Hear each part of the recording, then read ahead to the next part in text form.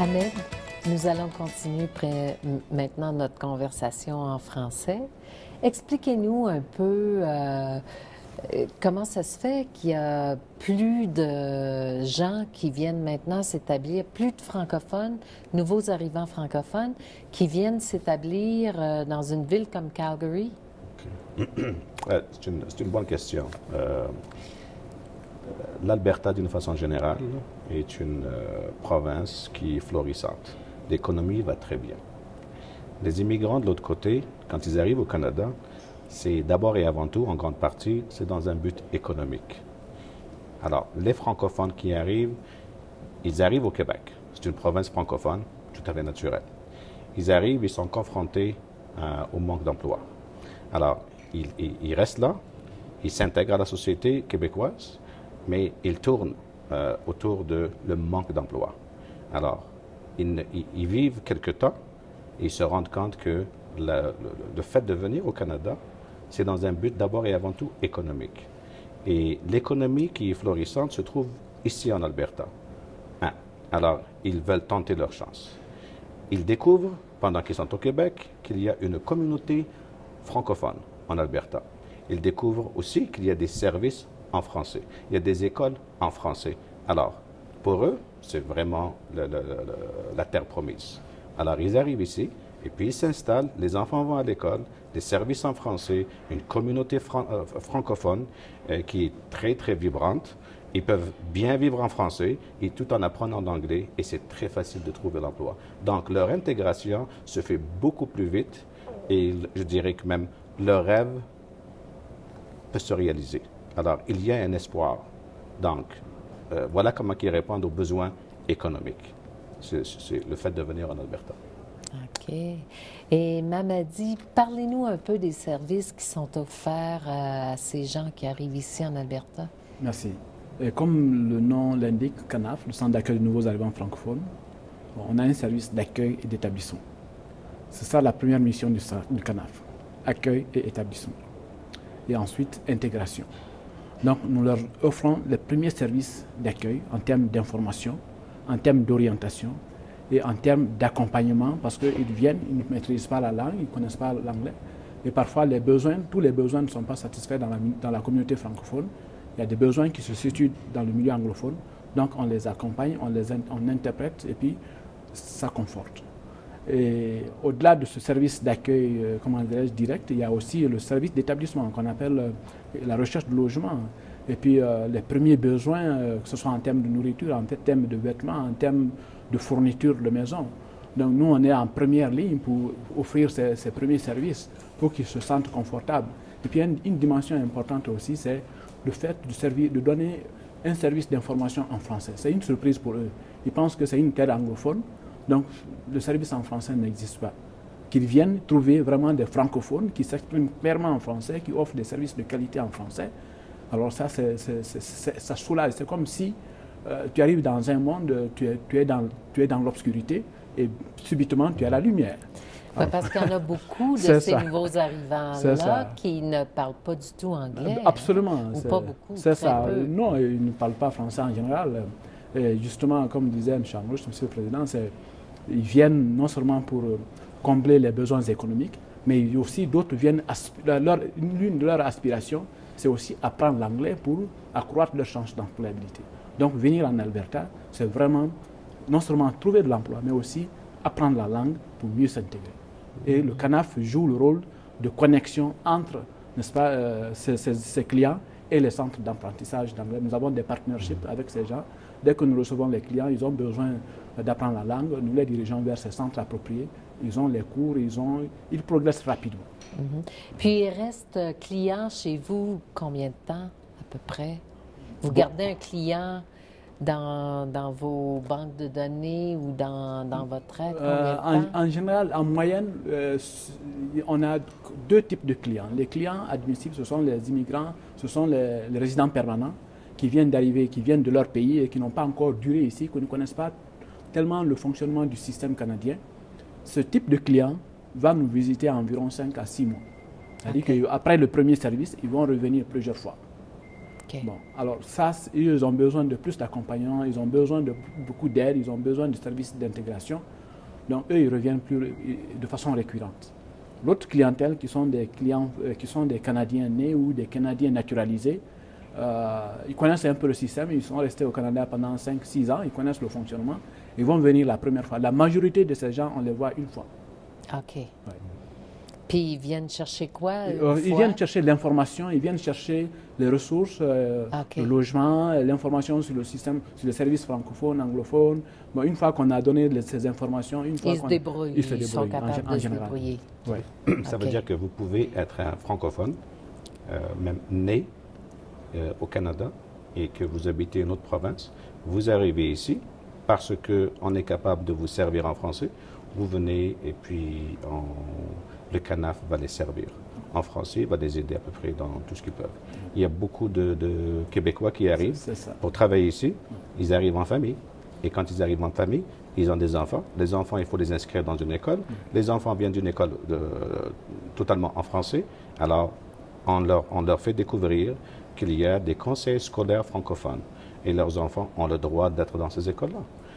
Alors, le CANAF, finalement, c'est un organisme qui sert à aider l'intégration et l'établissement de tout nouvel arrivant à Calgary. Voilà, c'est vraiment le but du CANAF. C'est sa mission. OK. Et puis, vous avez beaucoup plus de clients maintenant. Depuis 2005, je crois que vous avez commencé l'association? Non, l'association a commencé, l'association comme à but non lucratif. Non lucratif, elle a commencé 2008? En 2008. 2008. C'était la CFA provinciale qui a récupéré ça. Okay. Et eux, ils savent, c'est quand même la CFA provinciale, ils s'intéressent aux besoins de la communauté francophone partout en Alberta.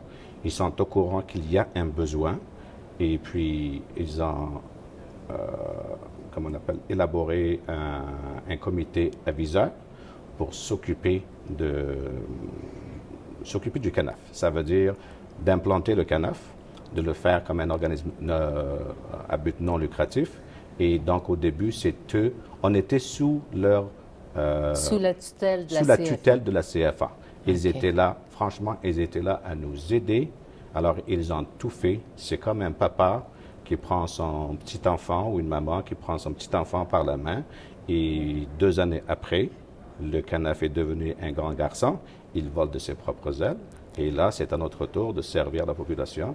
On a commencé à servir, il me semble, la première année quand on a commencé. En tant que... oui, en 2008, j'ai le chiffre, on était dans la centaine. On a finalement, jusqu'à aujourd'hui... Et vous êtes rendu maintenant... À 900.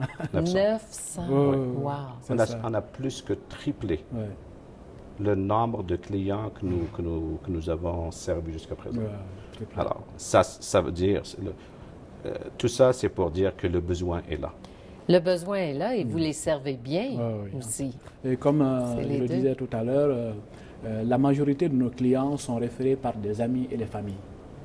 À peu près 60% sont référés par les amis et les clients déjà servis au CANAF, et 25% à peu près par notre site web, et le reste par les organismes communautaires, francophones, anglophones, les hôpitaux, les centres-services d'emploi, etc., etc. Mais le fait le plus important, c'est le fait que 60% de nos clients sont référés par des anciens clients et par les amis. Ça prouve que ceux qui passent sont vraiment satisfaits et ils réfèrent d'autres. Et est-ce que vous mettez de la publicité dans les hôpitaux ou dans les... comment vous faites connaître pour le 40% qui en fait, on a pas par référence? Oui, on a une stratégie de publicité assez variée, la première stratégie, c'est d'abord, comme on a dit, vraiment le client bien servi, qui nous réfère d'autres. Seconde stratégie, c'est les activités que nous organisons pour nous rendre beaucoup plus visibles auprès de la communauté. Nous organisons non seulement les camps de vacances, nous organisons des activités aussi familiales. Lors de la fête de la famille, nous organisons une journée de jumelage entre la famille d'accueil, les familles de la communauté d'accueil et les familles de la communauté immigrante. Bon, donc nous profitons de ces occasions pour montrer que le CANAF existe, en organisant des activités pour la communauté, on les invite, les gens viennent. Donc, ils sont nos porte-parole auprès de choses. Ce n'est pas suffisant. Nous avons notre brochure que nous plaçons dans tous les points stratégiques auprès de tous les fournisseurs de services. Nous sommes membres de Alberta Association, l'association des agences fournisseurs de services en Alberta. Donc, c'est une agence où tous les fournisseurs de services aux immigrants se réunissent et nous avons nos publicités auprès de tout ça, de tous ces organismes-là. Donc, auprès des hôpitaux, tous les points stratégiques, nous avons nos publicités là. Donc, ce qui fait nos pamphlets qui sont là.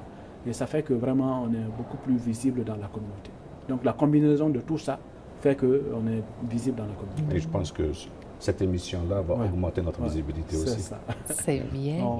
Et vous êtes principalement supporté financièrement par le fédéral, c'est bien ça? Oui, on est vraiment supporté par le gouvernement fédéral, donc Citoyenneté et Immigration Canada.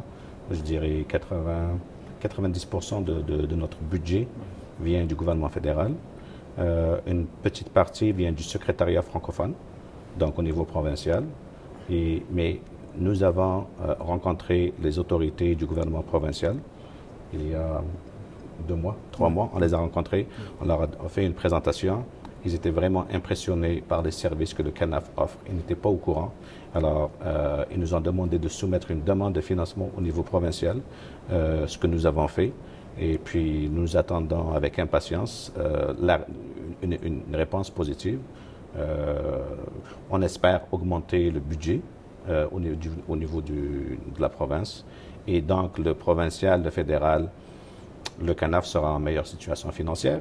Et donc, il sera en meilleure position pour mieux servir et servir plus de nouveaux francophones. Est-ce que si vous êtes financé aussi par le provincial, est-ce que vous allez changer un peu les services que vous offrez ou augmenter le C'est un terme, type de service? C'est un terme d'offrir plus de services.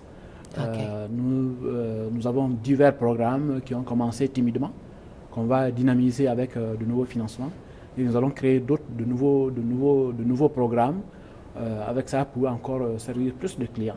C'est ça, j'allais vous poser la question. Est-ce que vous êtes limité dans le nombre de clients que vous pouvez servir présentement? On est limité parce que nous n'avons pas...